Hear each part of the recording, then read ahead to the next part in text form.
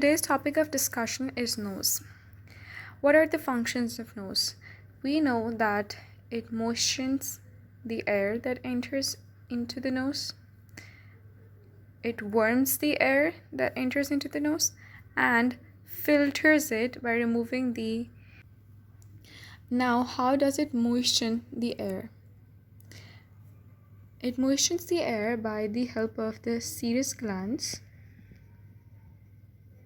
that produce secretions, and the air that passes through this nasal cavity gets moist because of the secretions produced by the serous glands. Then how does the air passing through the nasal cavity get warm? This is because of the vascular supply. Since it is rich in the vascular supply, so the blood gives off some of the heat to the air. As a result, the inspired air is warmer than that of the expired air. Then the filtration. The filtration we know is done because foreign particles are being trapped by the mucus, which is secreted by the mucus glands. This is how we can summarize the functions of the nose. Moving on, we can talk about the parts of the nose. It can be divided into two parts. The first one is the external nose, and the second one is the nasal cavity. The external nose, it's made up of the two basic things. It has a bony part and it has a cartilaginous part. I'll show you a diagram from the atlas where we can easily find out the parts of the bone that make the nose and the cartilaginous part of it.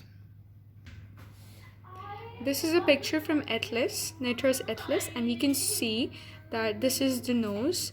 Now, if I explain the bony part of the nose, this bone here, this is the nasal bone. It forms the nose, and the second one, this part, it is basically a process of the maxilla. This is the maxillary bone, and the process that goes towards the frontal bone, that process of the maxilla is called as the frontal process of the maxilla. So the nasal bone and the frontal process of the maxilla are the bony parts of the nose. And this part of the nose is made up of the cartilage. I'll explain the cartilages that form this part. We have the superior nasal cartilage, the inferior nasal cartilage. Then we have another cartilage that's called as the septum cartilage, and the fourth one is called as the alar cartilage.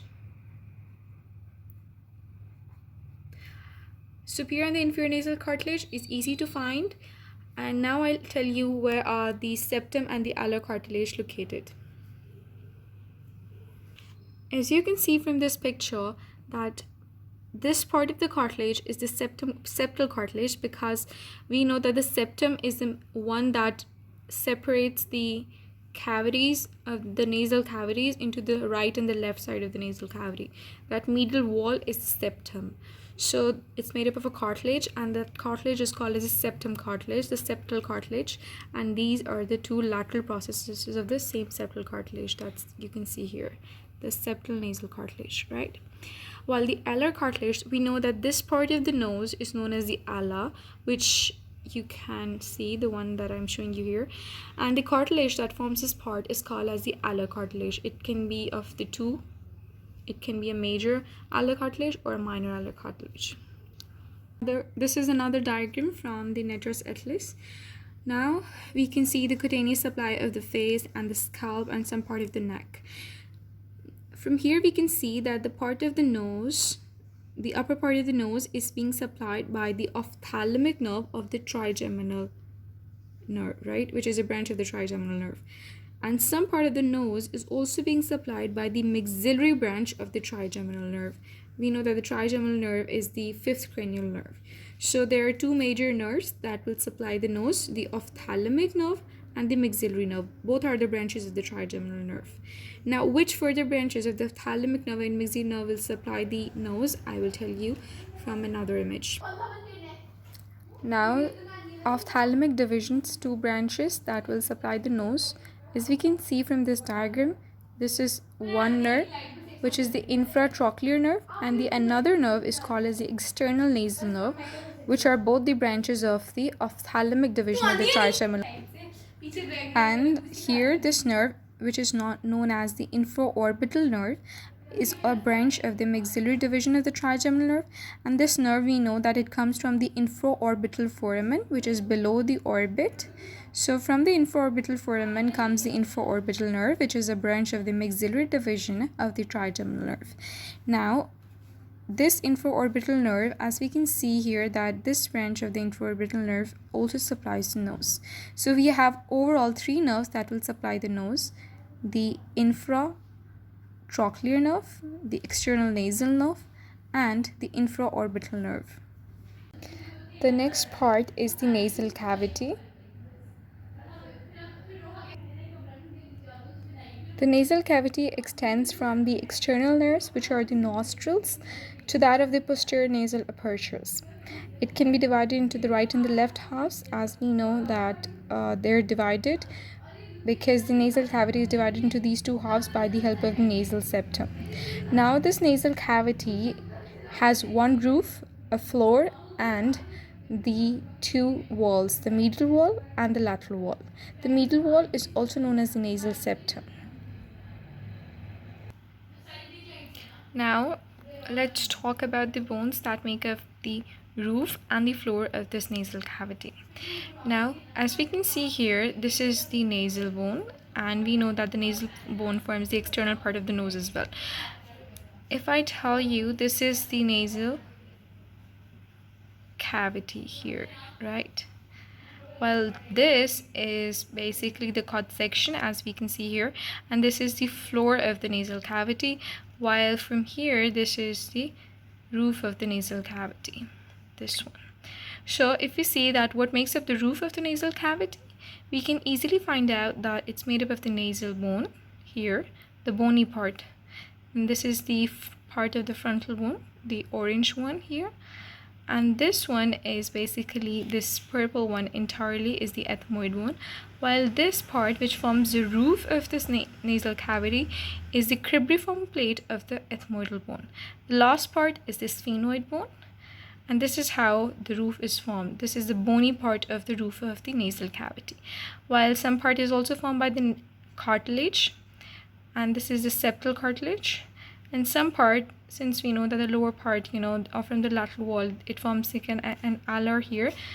Similarly, another cartilage, which is the alar cartilage, it forms like the anterior-most part, or that is a little inferior to that of the septal cartilage. So the alar cartilage, the septal cartilage, this here, then the nasal bone, the frontal bone, the cribriform plate of the ethmoidal bone, and the sphenoid bone forms the roof of the nasal cavity. Talking about the floor of the nasal cavity, we have this red one that you can see here. This is the maxilla, and this here, this is basically the floor of the nasal cavity. And this, we know very well that since it's moving towards the palatine bone, so it is the palatine process of the maxilla, while this one is this blue color bone is the palatine bone, and this part, which forms the floor of the nasal cavity, this is the horizontal plate of the palatine bone. Let's talk about the nasal cavity right now.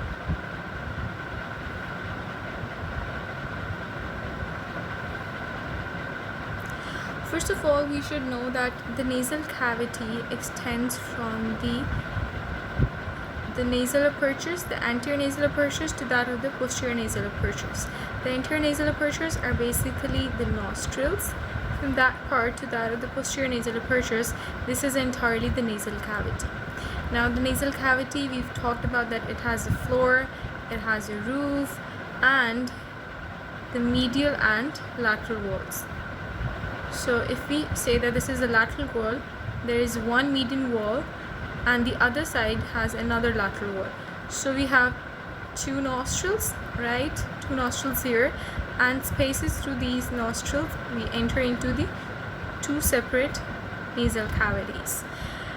The most important part of the nose is here, this medial wall. This is also known as the nasal septum. Let's talk about the nasal septum now. Nasal septum is a median osteocartilaginous part, which means that it is made up of bones as well as of the cartilage.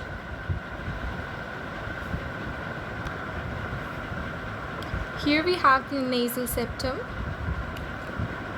This is the nasal septum, right?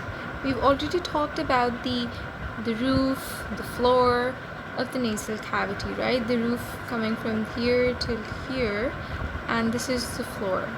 Now we're talking about the median septum, which is the medial wall of the nasal cavity. Let's see what bones make up this part and what are the cartilaginous parts that make up this part of the bone, this part of the nose.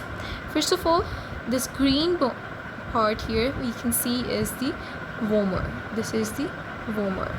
This is the bone of the skull. This is a part of the skull, right? And this purple area, this is the ethmoid bone, and this plate, since it's vertical, so it's known as the perpendicular plate of the ethmoid bone. So the perpendicular plate of the ethmoid bone and the vomer bone are the bony parts of the nasal septum. While talking about the cartilaginous parts, the anterior part is all made up of the cartilage. We have the septal cartilage that forms this nasal septum, the anterior part of the nasal septum, the cartilaginous part of the nasal septum, right? And some part is also formed by the alar cartilage. We've seen that this part is known as the alar, right? So the cartilage over here is also known as the alar cartilage by the same name. At the same time, I would like to tell you that the word that's known as the columella. Columella is basically the lower margin of the septum. It's basically connecting the tip of the nose with that of the base of the nose from the front, right, anteriorly. So this part is known as the columella. Talking about the arterial supply of the nasal cartilage of the nasal septum.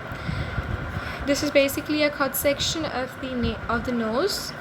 The lower part is the lateral wall of the nose, and the medial septum, it has been turned up like this. So this is basically the lower part and this is the upper part. Now what are the arteries that supply this nasal septum? We have 4 to 5 arteries that are supplying the nasal septum.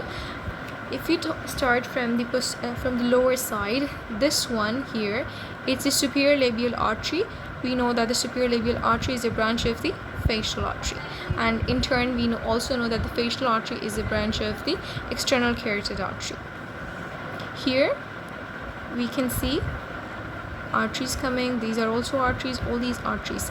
This is the superior labial artery, while this one here, it's the anterior side. So this is the anterior ethmoidal artery. The branches of the anterior ethmoidal artery you can see here. They're supplying the nasal septum. This one, it's the posterior ethmoidal artery. These are the posterior ethmoidal artery branches. We know this foramen that you can see here, this is the sphenopalatine foramen, and the artery coming from the sphenopalatine foramen is also known as sphenopalatine artery.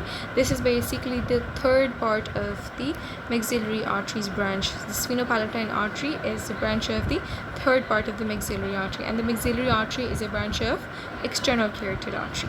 So the sphenopalatine artery. Now another artery that comes from the lower part along with the superior labial artery is the greater palatine artery.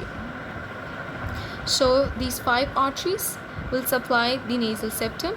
If we revise them, we have the anterior ethmoidal artery, posterior ethmoidal artery, the posterior ethmoidal artery. Then the third one is the superior labial artery, yes, from here. The fourth one, again from here, another branch comes from the greater palatine artery. The fourth one and the fifth one that comes from the foramen here, the sphenopalatine foramen, is the sphenopalatine artery. These are the branches of the sphenopalatine artery. For the nerves, the general sensation are all carried by the trigeminal nerve, and if we talk about more specifically, then the anterior part